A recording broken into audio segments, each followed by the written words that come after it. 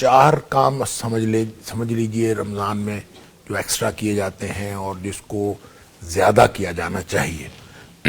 ایک تو روزہ ہے جو فرض ہے، جو چھوڑا نہیں جا سکتا. دوسرا نماز ہے جو قیام اللیل کرنا ہے، وہ چاہے انفرادی کرے چاہے اجتماعی کرے، اس کے اندر بھی بہرحال اپنی تفصیلات ہیں. اور تیسری چیز ہے کہ قرآن کی تلاوت کرے، اور چوتھا صدقہ خیرات. یعنی یہ 4 اعمال ایسے ہیں جو ایکسٹرا انسان کرے. باقی جو رہنے سہنے میں پڑوسیوں سے غمخواری ہے، ایک دوسرے کے ساتھ ایثار ہے، ایک دوسرے کے ساتھ ہمدردی کا جذبہ ہے، اس میں پھر افطاری سحری کے انتظامات آ جاتے ہیں اور لوگوں کو افطاری کروانے کی چیزیں آ جاتی ہیں، تو یہ سب کچھ آ جاتا ہے. لہٰذا جو شخص قیام نہیں کر سکتا یا جس نے قیام نہیں، اس کو یہ تو کرنا چاہیے کم از کم کہ وہ طاق راتوں میں تو ضرور قیام کرے، اور باقی دنوں میں بھی کوشش کرے کہ جو پچھلی رات ہے 2 نوافل ضرور پڑھ لیا کرے اگر وہ قیام اللیل نہیں کرتا.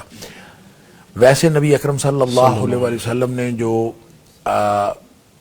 باجماعت خود نماز آپ نے کروائی ہے، تو اس میں نبی اکرم صلی اللہ علیہ وسلم نے ایک ایکسٹرا فائدہ بتایا باجماعت نماز کا. عام معمول تو نبی کریم صلی اللہ علیہ وسلم کا بھی یہی تھا کہ آپ تنہائی میں اکیلے نماز پڑھتے تھے، صحابہ کرام کا بھی عام معمول یہی تھا. یہ تو عمر فاروق رضی اللہ تعالیٰ کے دور میں جماعت شروع ہوئی، لیکن جو نبی کریم صلی اللہ علیہ وسلم نے 3 دن 23، 25 اور 27 3 جو طاق راتیں آپ نے قیام کروایا، خود جماعت کروائی، تو جماعت کرا کے طریقہ بتا دیا کہ امت اگر اس طریقے سے کرنا چاہے تو وہ کر سکتی ہے. اور آپ 29 کو جان بوجھ کے تشریف نہیں لائے کہ کہیں یہ فرض نہ ہو جائے، حالانکہ مسجد بھری ہوئی تھی. اچھا، جب 25ویں رات نبی پاک صلی اللہ علیہ وسلم قیام فرمایا نا، تو حدیث میں آتا ہے آپ نے آدھی رات قیام فرمایا. پہلی جو 23ویں تھی آپ نے 1/3 اور پھر آگے آدھی رات. جب آپ نے آدھی رات قیام فرمایا تو ظاہر ہے نبی اکرم صلی اللہ علیہ وسلم جیسا امام ہو اور جو مسجد نبوی ہو اور پھر اللہ کا قرآن ہو اور رمضان ہو، تو کتنا لطف آیا ہوگا اس کو. تو اس نے ایک صحابی نے نا نبی پاک صلی اللہ علیہ وسلم سے عرض کیا کہ اللہ کے رسول صلی اللہ علیہ وسلم، میرا دل کرتا تھا آپ ساری رات قیام کروا.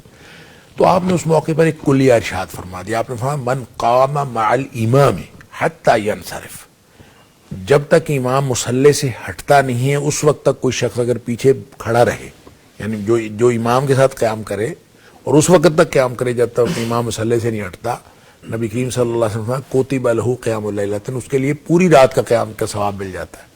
لہذا جو تنہا نماز پڑھتا ہے اس کو پوری رات کے قیام کا ثواب نہیں ملتا، اور جو باجماعت پڑھتا ہے اور امام کے ہٹنے تک پڑھتا رہتا ہے تو اس کو پوری رات کے قیام. یہ ایک ایکسٹرا فائدہ ہے جو باجماعت نماز کا ہے. لیکن اس میں بعض لوگ یہ کرتے ہیں کہ وطر چھوڑ دیتے ہیں، یعنی جتنے بھی نوافل پڑھے ان کے امام کے پیچھے، اور امام وطر پڑھا رہا ہے لیکن لوگ وطر چھوڑ دیتے ہیں کہ میں نے پچھلی رات پڑھنے، اس وقت تک امام کا انصراف نہیں ہوا، امام ہٹا نہیں ہے. لہذا یہ نہیں کرنا چاہیے. جو شخص باجماعت پڑھے پھر اگر وہ وطر چھوڑ دے گا اور امام ابھی مصلی پہ کھڑا ہے تو اس کا مطلب ہے اس کو پوری رات کے قیام کے ثواب سے محروم ہو سکتا ہے، کیونکہ نبی کریم صلی اللہ علیہ وسلم فرمایا جب تک وہ ہٹتا نہیں ہے. لہذا وطر ساتھ پڑھ لیا کر تاکہ پوری رات کے قیام کا ثواب مل جائے. پھر آپ کو علاوہ ازیں پچھلی رات آپ اٹھ سکتے ہیں تو آپ نوافل پڑھنا منع نہیں ہے وطر پڑھنے کے بعد بھی. لہذا وطر چاہے آپ نے امام کے ساتھ پڑھ لی ہے، ایسے کرنا چاہیے کہ امام کے ساتھ پڑھ لینا چاہیے اگر وہی امام وطر پڑھاتا ہے. اگر امام چینج ہو جاتا ہے، بعض جگہوں پہ امام تبدیل ہو جاتا ہے، پھر کوئی حرج نہیں. ٹھیک ہے.